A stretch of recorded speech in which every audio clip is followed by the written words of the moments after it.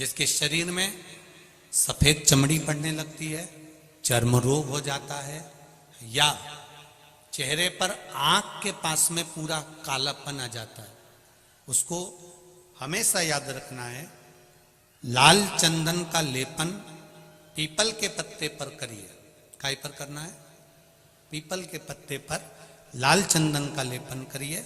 लेपन कर कर सोमवार की अष्टमी के दिन उसको लेपन कर कर वापिस निकाल कर शंकर भगवान पर उसका धीरे धीरे त्रिपुंड बनाकर लेपन करना प्रारंभ करिए।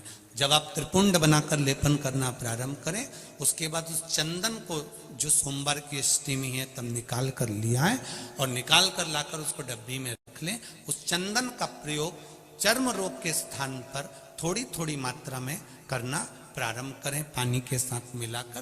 परंतु उस चंदन को केवल 6 से 7 दिन में प्रयोग करिएगा, ज्यादा नहीं।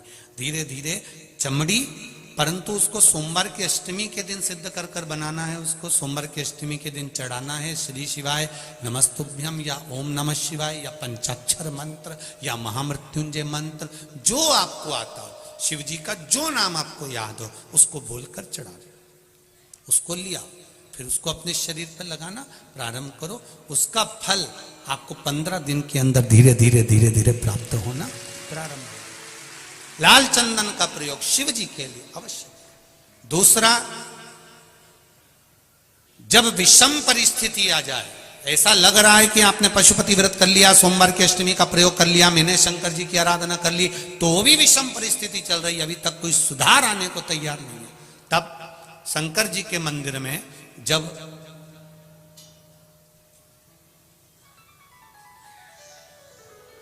बेलपत्र चढ़ाने के लिए आप जाएं, तब प्रयास करिएगा कि बेलपत्र को, अशोक सुंदरी का स्थान सबको मालूम है ना?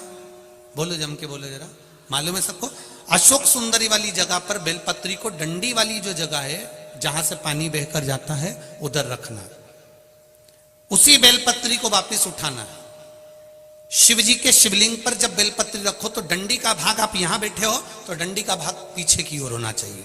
शिवलिंग जैसे ये है तो डंडी का भाग पीछे की ओर, उसको रखकर 7 लोटा जल भगवान शंकर पर समर्पित कर दीजिए, अपने भाव को रखते हो। अगर विषम परिस्थिति चल रही है, आपने पशुपति व्रत कर लिया, सोमवार के अष्टमी का कर लिया, उसके बाद भी कार्य नहीं हो रहा, अटक रहा है किसी कारणवश, कोई फाइल मोटी है, थोड़ा समय लग रहा है, तो 7 लोटा जल का प्रयोग करें।